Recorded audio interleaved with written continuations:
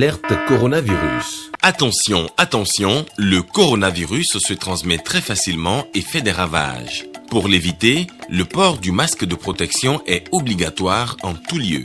Dans l'administration publique ou privée, dans les réunions, les rencontres, dans les marchés, les magasins, les boutiques et lors des déplacements, le port du masque est obligatoire.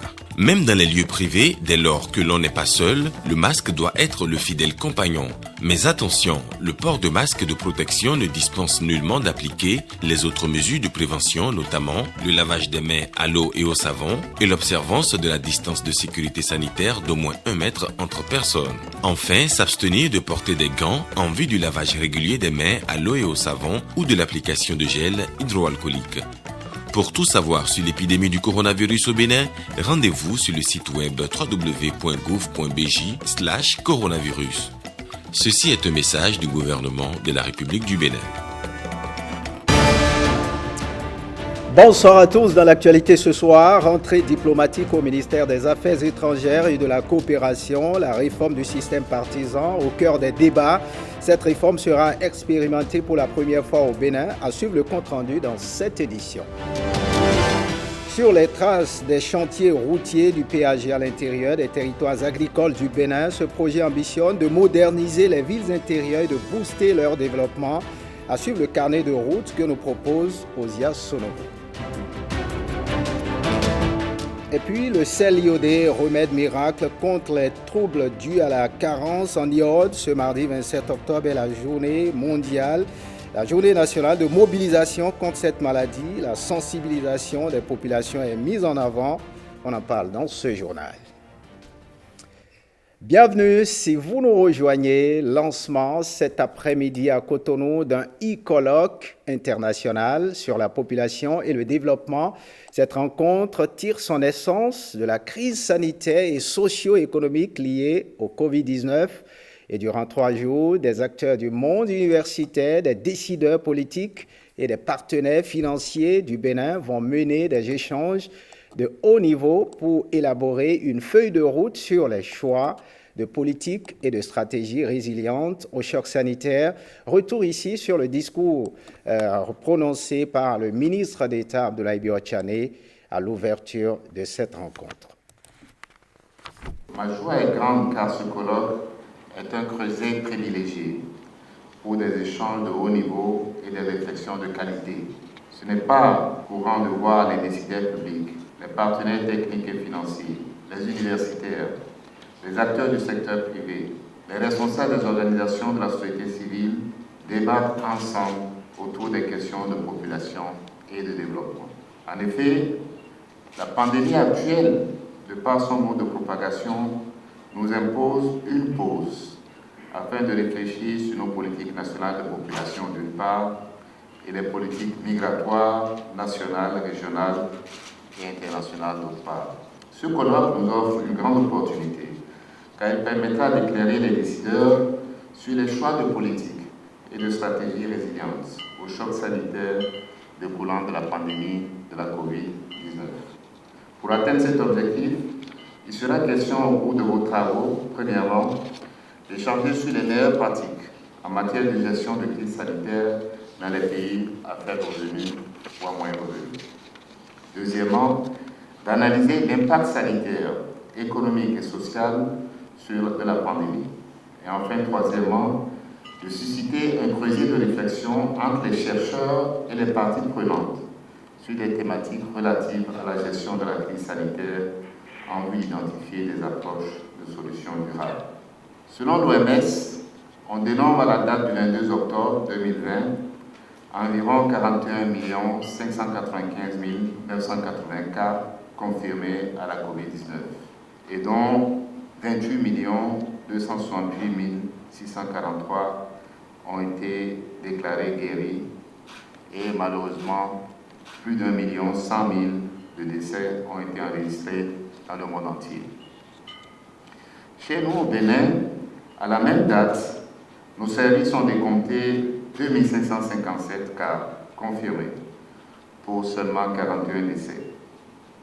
Comme vous le constatez, le Bénin fait une gestion efficace de la situation grâce à un ensemble de solutions réalistes et adaptées à notre contexte C'est pour moi l'opportunité de saluer le travail formidable qui a été fait par le professeur Patine et toutes ses équipes, parce que la première défense face à la COVID-19 était une défense sanitaire.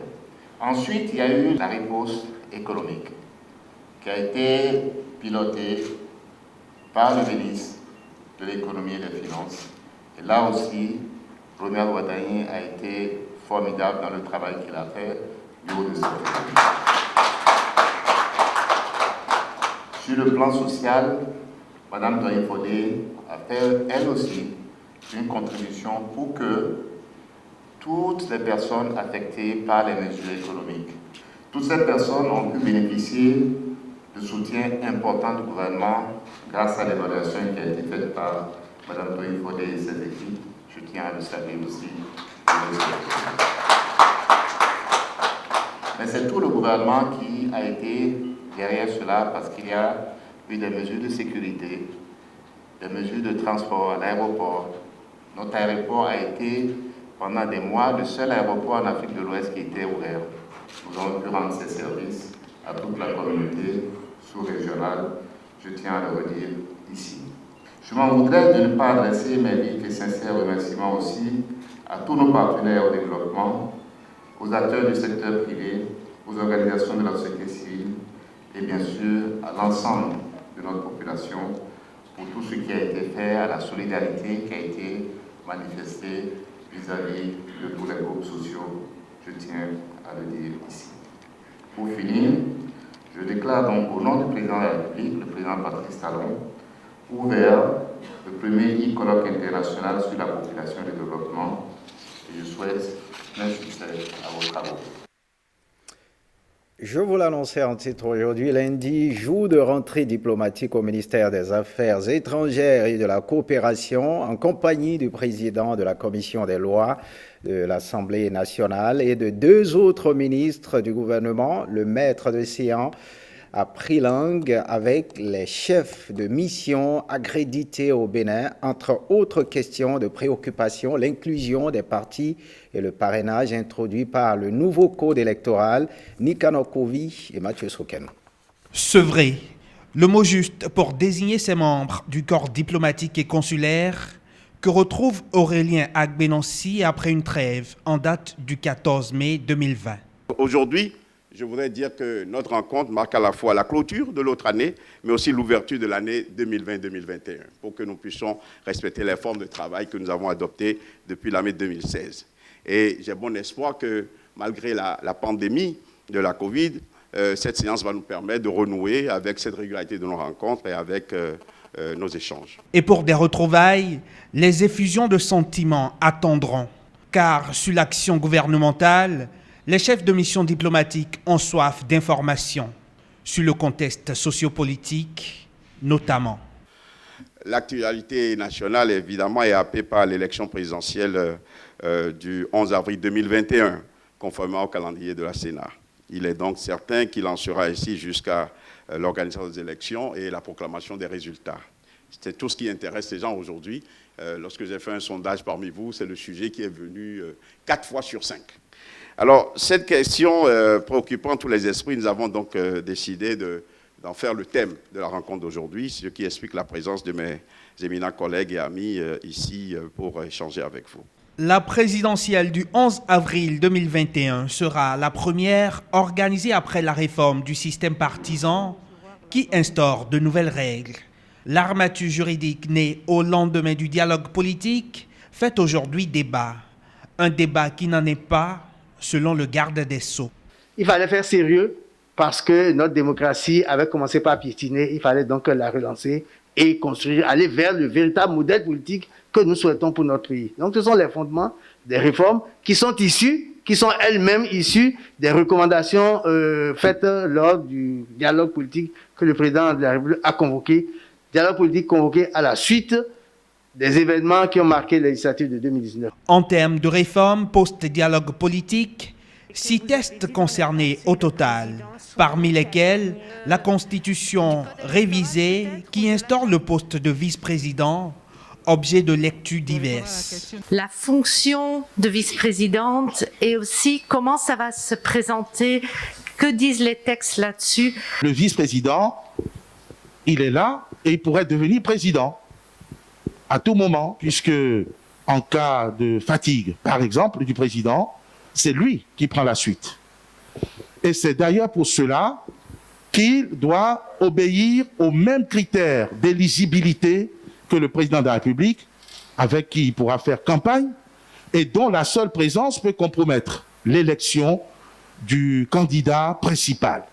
Donc, c'est une personnalité nouvelle qui rentre dans notre dispositif électoral, quand bien même, dans le jeu normal des choses, il reste en retrait. Un autre test retouché, le code électoral qui exige dès 2021 le parrainage du ticket président-vice-président par les élus du peuple. Ce qui a été dit de façon précise dans le texte, c'est que nul ne peut être candidat au poste de président de la République ou de vice-président de la République s'il n'est parrainé par des élus nationaux. C'est ça qui a été consacré dans la Constitution. Et pour être opérationnalisé dans le code électoral, c'est le code qui a fixé maintenant que pour être candidat à l'élection du président de la République, du vice-président, il faut avoir 10% des députés et ou maires. C'est-à-dire que ça fait un corps de 160 personnes, 83 députés, plus 77 maires. Et vous allez parvenir à collecter 10% de ces parrainages, donc 16. Et au ministre de la Justice d'y aller de son argumentaire quant à l'opérationnalisation des élections générales annoncées en 2026. Nous avons généralement 4 grandes élections. Il y a les élections locales, les communales, les législatives et puis la présidentielle. Ça fait 4 élections et quand on y prend garde, elles se déroulent pratiquement tous les ans. Elles sont réparties sur 4 années, de telle sorte qu'en définitive, le pays est constamment en campagne électorale. Et il n'y a pas le temps, il n'y a pas suffisamment de temps pour se consacrer aux tâches de développement. Donc, aux motifs financiers ou économiques, on y ajoute cette considération de devoir disposer du temps nécessaire pour se consacrer aux élections. Le financement des partis politiques et le statut de l'opposition comptent parmi d'autres sujets abordés au cours de cette rencontre qui vient rétablir une habitude diplomatique interrompue par la Covid-19. Une pandémie qui n'en finit plus de faire et de défaire des traditions constituées de longue date. Autre actualité dans ce 20h, le président du Conseil économique et social a reçu en audience ce mardi les membres du parti Les Démocrates. Au menu des échanges, plusieurs sujets d'ordre politique. À la fin des échanges, le président du parti Les Démocrates s'est confié à la presse. Nous l'écoutons au micro de Stanislas Limpon et Louis Kodobo. Nous sommes venus pour d'abord leur présenter notre parti qui est créé depuis le 6 juillet et qui a déposé au ministère de l'Intérieur ses dossiers pour recevoir le récépissé. Nous sommes venus donc dire au président du Conseil économique et social que notre parti est un parti qui souhaite mettre l'homme au cœur de l'action. Notre parti est un parti qui est dans la promotion de la paix. Nous avons eu du président du Conseil économique et social une écoute que nous espérons va se transformer en acte concret et au sein du collège des présidents d'institutions qui va se transformer en acte concret dans le pays. La coordination départementale Atlantique 2 de l'Union progressiste a procédé officiellement à la remise des cartes de membres du parti à ses structures communales. Cette activité intervient quelques jours après le top qui a été donné au plan national par le président du parti Bruno Amoussou. Angelo Anginou, membre de la coordination départementale, est au micro de Marcel Arossi. C'est pour la consolidation du parti. Sans la carte de membre, vous n'êtes pas effectivement membre du parti. Les cartes seront remises contre une participation de 200 francs, les frais d'adhésion. Et quand vous êtes dans un parti, vous contribuez aux activités, au fonctionnement du parti. C'est pour animer la vie politique du parti, de la base jusqu'au sommet. naturellement, l'Union progressiste commence par installer ces machines à nouveau, les redynamiser pour gagner les élections présidentielles prochaines. Les prochaines actions, comme je l'ai dit, c'est les descendre dans les rameaux, dans les quartiers, dans les cellules de base, pour animer la vie du parti et se mettre prêt pour les prochains combats, qui sont donc les élections présidentielles.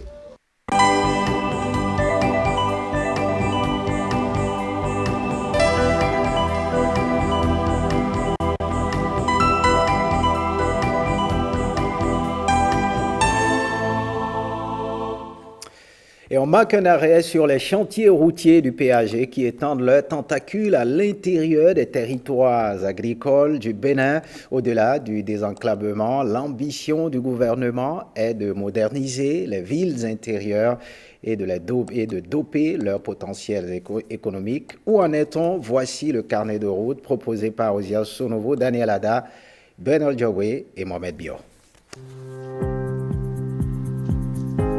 De Tofor, fertile niche agroécologique de la Lama, aux frontières des départements Atlantique-Zou, les chantiers routiers du PAG serpentent jusqu'au cœur d'Abomey. Centre névralgique d'où s'irradient de nouvelles routes bitumées à travers de riches terres agricoles de ces contrées voisines. Soyez les bienvenus sur le site de la base de l'entreprise Nicolas Rougy Établissement. Visite guidée sur plus de 100 km de chantiers routiers avec le bureau du contrôle. Ces 107 km sont décomposés en 9 tronçons. Il s'agit de Lalo à Gbanizon à Abomey qui s'étend sur 29 km. Ce tronçon qui enjambe le fleuve Koufo pour désenclaver Lalo présentait des périls humains, désormais domptés par l'expertise technique du constructeur. Les TP ont essayé de mettre en place des batteries d'ouvrages qui n'ont jamais tenu. Aujourd'hui, on est passé avec une digue et maintenant on a dû mettre en place une protection. C'est vraiment un soulagement pour nos laborieuses populations parce que si je prends le cas de Lalo, c'est un milieu très enclavé, très enclavé. Avec la réalisation de ces chantiers, je peux dire que désormais Lalo sera un grand carrefour. Mettre mot sur ces chantiers, qualité et durabilité des ouvrages. Prescription présidentielle qui talonne tous les choix de construction, comme sur cet autre axe partant de Tofor. Tofor, Lalo, qui s'étend sur 28 km. Il n'a jamais existé de route par le passé entre Tofor et Lalo. Pour quelqu'un qui doit partir de Tofor pour Lalo, jusqu'à un passé récent, il faut qu'il passe par Cotonou, bien Alada, passer par Ouida, revenir par Lokossa pour venir jusqu'à Lalo. L'instabilité des sols ici providentiels, hélas hydromorphes, est un véritable piège pour la mobilité. Nous disons aux filles, activité de bilan coupé. Donc,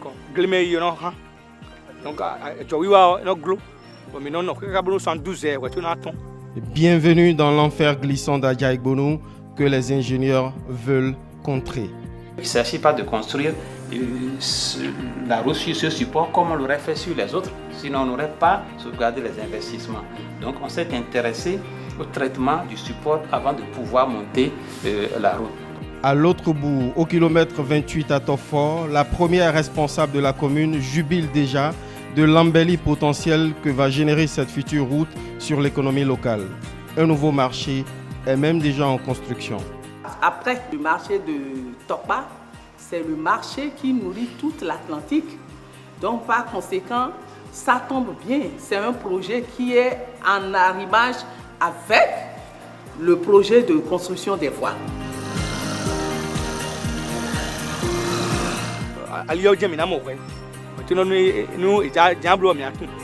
Rendez-vous en 2021 au premier trimestre, timing initial pour concrétiser le rêve d'une route jusque-là impossible. Sur d'autres axes d'Abomey en revanche, les riverains exultent déjà.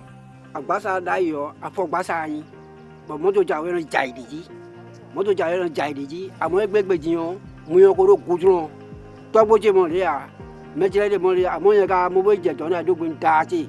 Ici, nous sommes au PK 0+00 de l'axe Abomey-Mouillon. Au-delà des atouts classiques d'une route, ce chantier a l'avantage de venir à bout d'un éternel problème d'inondation. Toutes les eaux partent de Mouillon pour Abomey. On a eu la chance qu'il y avait l'ancienne ceinture qui sert de ceinture de rempart contre l'envahisseur. Aujourd'hui, on a pu l'exploiter pour régler nos problèmes d'assainissement sur Abomey-Mouillon. Plus que des frustrations, la gestion des dégâts collatéraux suscite enthousiasme et adhésion. On a cassé vraiment beaucoup, on a dû repousser et reconstruire dedans. On n'a pas du tout hésité parce qu'en plus de ça faisait de la publicité. Maintenant que la voie passe, on a beaucoup plus de clients dans l'hôtel. Tout le monde est content. Ici, nous sommes devant l'école publique primaire de Sonou. Il y avait 3 modules de salle de classe qui se retrouvaient dans l'emprise de la route, y compris la clôture. Donc, nous avons été obligés, pour pouvoir réaliser les travaux, de pouvoir faire reculer l'école. Donc, les 3 modules ont été démolis et reconstruits. Vraiment, nous sommes très satisfaits et nous remercions beaucoup l'entreprise NSE pour le travail réalisé dans un délai très court et vraiment les travaux sont impeccables. Partout, les autorités locales s'enorgueillissent des perspectives de transformation de leur terroir, comme à Djidja, important grenier, et à Boïkon, cité Carrefour. Avant, ce n'était pas facile d'aller à Djidja. Pour aller à Djidja, il faut, c'est-à-dire, c'était la croix et la bannière. Ce n'était pas une affaire mince, c'était difficile. Mais maintenant, dès qu'ils ont commencé la réhabilitation de ces voies, nous avons constaté un changement net. Toute la traversée a été conçue en 2 fois 2 voies. Donc vous constaterez derrière moi le reste des démolitions parce qu'au départ, cette traversée a été pratiquement fermée. De 5 mètres environ, on est allé à 30. Dans le cadre de la construction du tronçon Mouillon-Djidja, il y a la clôture, un module de latrine, une citerne et également la guérite qui ont été touchés par la libération d'emprise. Donc nous avons dû reconstruire pour remplacer ces infrastructures qui ont été démolies. Ici, nous sommes au centre du giratoire de Mouillon, donc qui est prévu pour gérer les conflits de circulation. À ma droite, on a Abomey, à ma gauche, on a Dan. Derrière moi, c'est Djidja et devant, c'est Boïkon. Ici, on a dû raser toutes les maisons environnantes sans difficulté. S'agissant de l'amélioration de notre cas de vie, ce projet sonne aujourd'hui à Boïkon comme un projet salvateur qui permet de donner à la grande ville Carrefour qu'est Boïkon toute sa place dans le concert des grandes villes de notre pays. Nous avons Kana Abomey qui fait 9 km 8. Cet axe qui relie plusieurs routes inter-États abrite de tout son long des travaux d'assainissement d'envergure. La particularité de la bretelle Kana Abomey, c'est que toutes les eaux qui partent d'ici vont jusqu'à Kana. Donc il n'y a pas de point intermédiaire où on peut créer de divergence ou jeter les eaux. Nous sommes plus précisément au PK 5+035, au niveau des rails. Bon, donc c'est le point de convergence des eaux qui viennent d'Abomey et de Boïkon. Il y a une flotte qui vient d'Abomey et puis l'autre qui longe les rails. Et le total fait un débit de 40,43 mètres cubes par seconde. À la fin de ces chantiers routiers, c'est à une véritable métamorphose que sont promis ces terroirs à fort potentiel économique.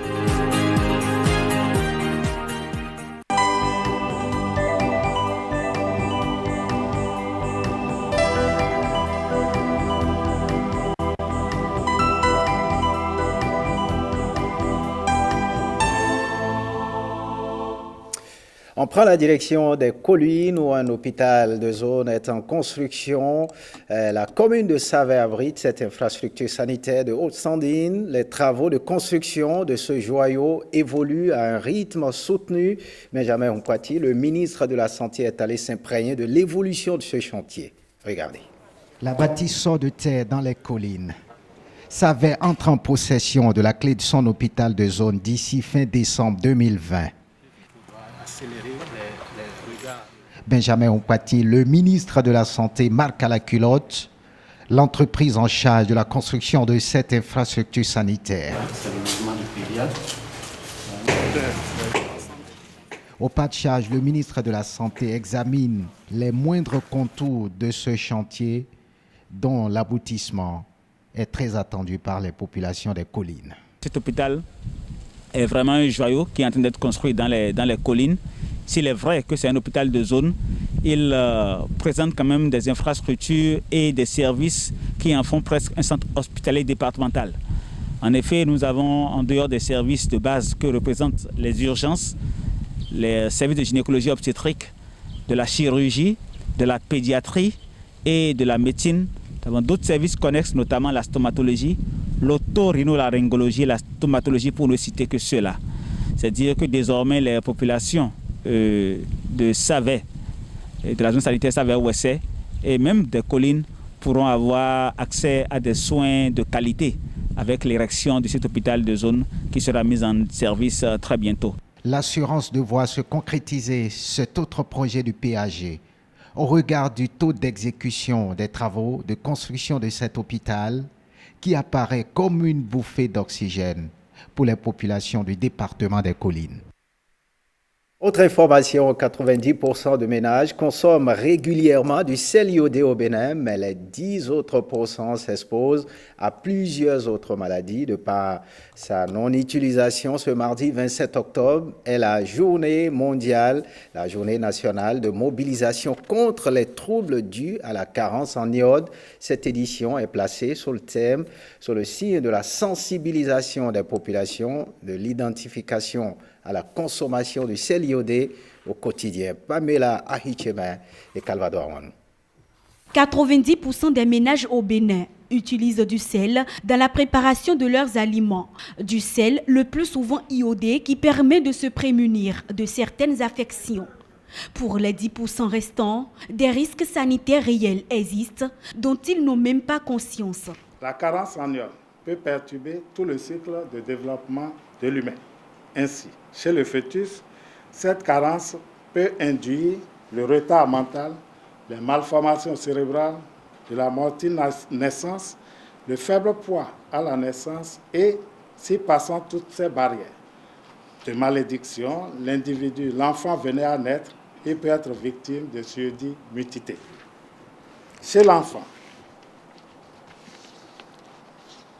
les TDCI peuvent se manifester par le crétinisme. C'est une arriération mentale profonde, le nanisme, les troubles psychomoteurs, le goitre, le strabisme, l'hypothyroïdisme. Des solutions existent pour faire adhérer le reste de la population à l'utilisation du sel de bonne qualité, le sel iodé. Le ministre de l'Agriculture, de l'Élevage et de la Pêche le rappelle à l'occasion de cette 23e journée nationale de mobilisation contre les troubles dus à la carence en iode. Il demeure encore plus d'1 million de Béninois qui ne disposent pas de sel iodé dans leur ménage. C'est pourquoi je voudrais solliciter ici et maintenant l'appui de toutes les autorités à divers niveaux, les organisations non gouvernementales, les acteurs du secteur public et du secteur privé pour mener des campagnes efficaces d'information, d'éducation, de commercialisation pour la consommation du sel adéquatement iodé et pour que le sel importé et le sel localement fabriqué soient adéquatement iodés. Les contraintes majeures à vaincre pour y parvenir sont bien connues et ne doivent pas nous laisser reculer. Le sel iodé doit être reconditionné après son achat dans des bocaux hermétiquement fermés. Il est important de le garder loin des sources de chaleur et de l'humidité pour éviter que l'iode ne s'évapore pendant la conservation. Vous avez sûrement déjà vu passer leur annonce ou en avez-vous entendu parler des structures qui fonctionnent grâce à un marketing de réseau. Elles naissent de plus en plus en Afrique et disent faire du commerce électronique. Qu'en est-il aujourd'hui au Bénin? Ces structures sont-elles réellement légales? Quel lien avec le commerce? Rebecca Kinjaoundé a interviewé le directeur de l'Agence nationale de la sécurité des systèmes d'information ANSSI. Ces réponses devraient vous édifier. Regardez. Tout commence généralement par une approche amicale. Une idée vendue, parfois autour d'une bière ou d'une discussion entre collègues. Au menu, une activité perçue et présentée comme du commerce électronique. Donc, une ou deux personnes qui décident de lancer l'activité au Bénin, qui commencent à créer une page Facebook, quelques groupes WhatsApp, qui diffusent ça un peu partout. Et ils investissent puisque tout le monde qui rentre paie un ticket d'entrée. Donc finalement, l'initiative a un capital de fonctionnement qui leur permet d'aller vers des personnalités pour faire des petits spots, de la communication. Et c'est comme ça que ça commence. Et ça prend un peu comme un effet boule de neige amplifié par les différentes personnes, des amis. Un effet boule de neige. Un marketing de réseau s'installe. Plusieurs schémas se dessinent. Certaines de ces plateformes proposent des produits à vendre à travers un réseau de distributeurs particuliers et non à travers des points de vente, en réduisant ainsi au maximum le nombre d'intermédiaires entre l'usine et le consommateur. Une autre stratégie consiste à déposer un capital pour le faire fructifier. Mais attention, ces systèmes de marketing ne sont pas toujours vertueux. Et vous voyez qu'en fait, ça n'existe que dans quelques pays africains. Ghana, Côte d'Ivoire, Nigeria, Cameroun.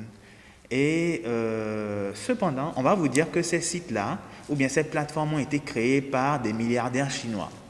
Des milliardaires chinois qui n'existent pas quand vous regardez. Après, on vous dit que, bon, on pense que comme il y a eu quelques déconvenus, ça change de nom. Ensuite, ça devient malaisien, toujours des identités qui n'existent pas. Et quand vous allez sur les plateformes, par exemple le site, le numéro de contact est invalide. Il est disponible sur plein d'autres sites parce qu'il est pris au hasard, il est invalide. Vous n'avez aucune condition générale de vente, vous n'avez pas de protection de la vie privée, vous n'avez aucune politique d'échange, de remboursement. Donc en une fois, je place disons 500 000 et tous les ans, ça me rapporte 1 500 000, donc 300% de bénéfices sans même placement d'argent.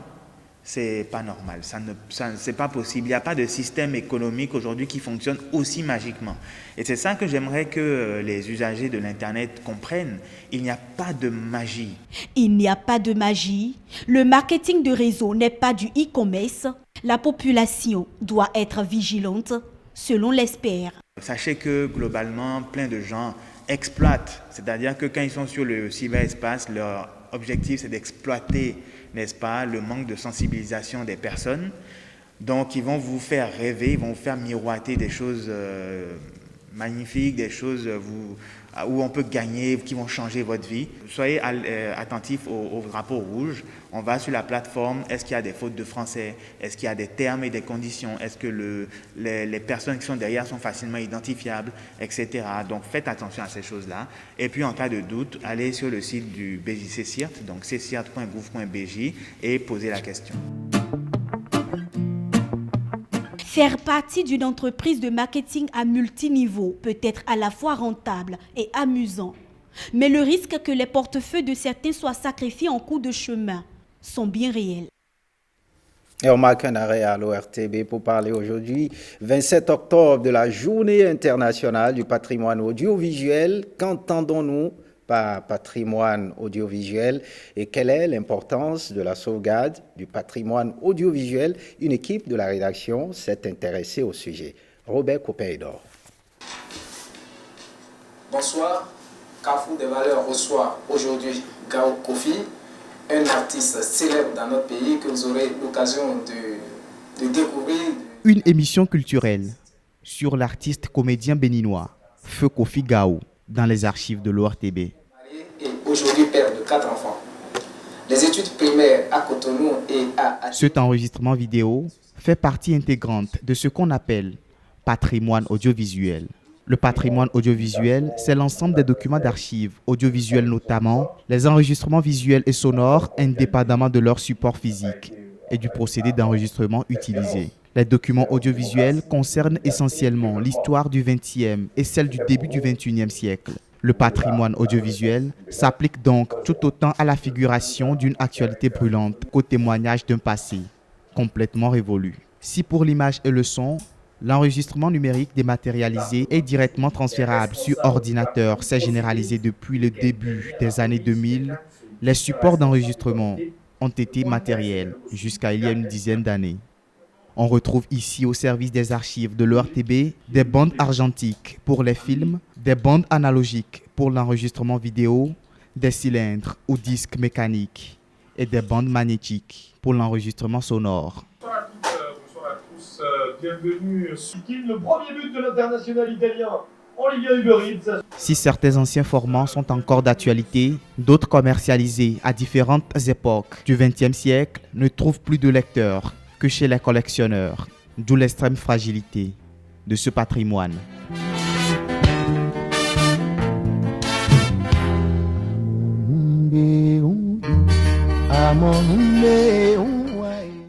Outre l'obsolescence technologique, les supports tendent à se dégrader naturellement. Dans de nombreux cas, les propriétaires de bandes qui n'ont pas le matériel pour le protéger s'en débarrassent la plupart du temps ou les stockent dans de mauvaises conditions, ce qui a pour effet d'accélérer le processus de dégradation. Ces documents audiovisuels font partie de l'identité nationale, un patrimoine à préserver. C'est pourquoi l'Organisation des Nations Unies pour l'éducation, la science et la culture, l'UNESCO, a mis un accent particulier depuis 2006 sur le 27 octobre, une journée dédiée au patrimoine audiovisuel, afin de sensibiliser l'opinion et les pouvoirs publics à l'importance de préserver cet héritage des générations précédentes. Objectif premier, la revitalisation du patrimoine artistique du Bénin.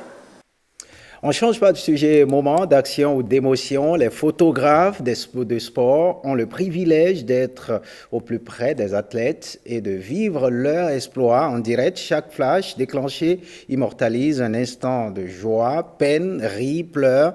À l'occasion de la journée du patrimoine audiovisuel, nous allumons les projecteurs sur les capteurs d'émotion, la photographie du sport, l'histoire en flashant. C'est un élément signé Herman Rodriguez-Megan et Petroni Lokoso. Le sport et la photographie, deux enfants siamois. L'un, le sport, ami d'histoire, faite de victoires, de performances incroyables, de défaites douloureuses et de tragédies intemporelles. Parfois, il rencontre un contexte social particulier et devient même politique. Mais à chaque étape de cette histoire, l'autre, la photographie, a été au rendez-vous, livrant des clichés aussi magnifiques qu'évocateurs de la puissance émotionnelle que dégage le sport.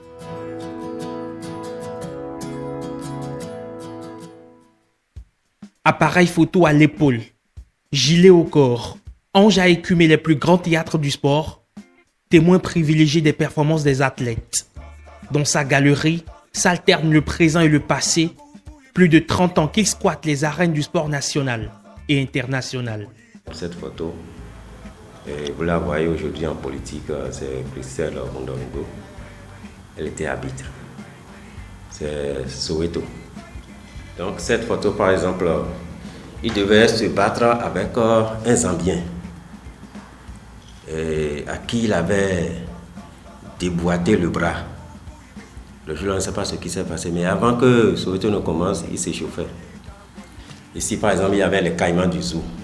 Il y avait les dragons de Lomé des années 82-83 que j'ai gardé dans mes archives et qui est ici. Donc ça fait partie des photos souvenirs. Stéphane Sessignon, Lionel Messi, Usain Bolt et bien d'autres vedettes sont aussi passés sous les flashs angéliques de Nyakadia. Chaque fois, il fige et scelle dans le temps une émotion. Tout comme lui, Didier, photographe de sport aussi, très attaché aux écureuils, cherche, calcule et fixe des sujets, un boulimique de la spontanéité. Quand tu regardes par exemple toute une scène, pour le reconstruire ou pour le reconstituer, c'est difficile. Alors que le photographe, en déclenchant déjà, peut faire des séries de photos, des séries d'images pour pouvoir reconstruire la scène intégralement. La photographie de sport, un art qui trinque avec le flair, toujours sentir les bons coups. Et parfois, l'acteur peut devenir sujet, comme cette photographe marocaine, héroïne malheureuse de la qualification des écureuils en quart de finale de la CAN 2019. Après l'élimination des Lions de l'Atlas, Safa Sirajedine pleure.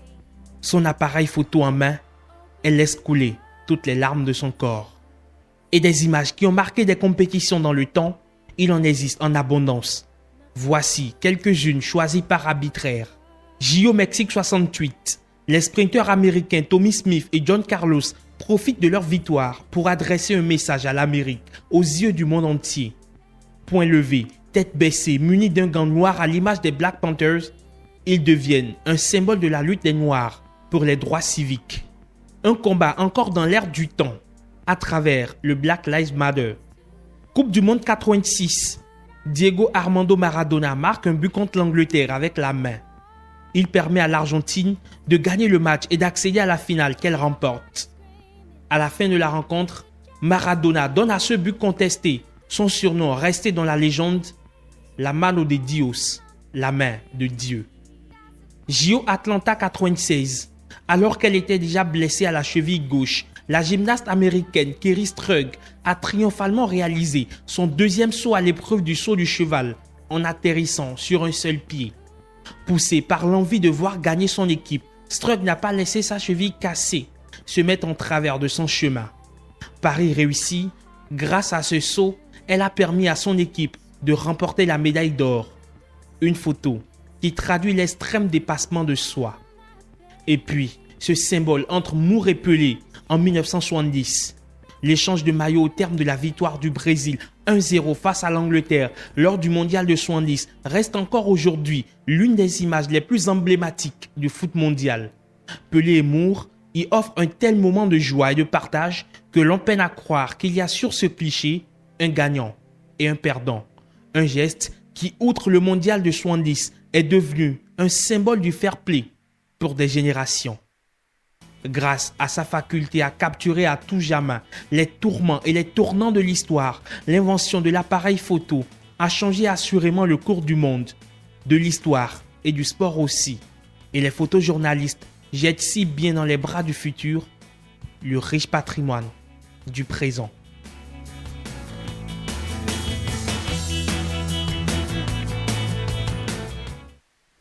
Passons à présent à ce renforcement de capacité comme a fait du tourisme un levier du développement au Bénin en misant tant sur ses richesses que sur le capital humain. C'est une préoccupation qui a poussé la direction départementale du tourisme de l'Atlantique littoral à initier une formation au profit des guides de l'Atlantique. C'était en fin de semaine écoulée à Calavi en présence de Nikano Kovi et Louis Koudobo.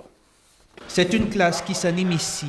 Une classe pas comme les autres, une classe pour professionnels. En présence de ces guides de touristes, le cours n'est pas magistral. Il est fait d'échanges de points de vue et de revues de bonnes pratiques. Parfois, nous allons visiter Gambier avec les touristes. On constate encore d'autres personnes qui ne sont pas des guides touristiques, qui viennent avec des touristes.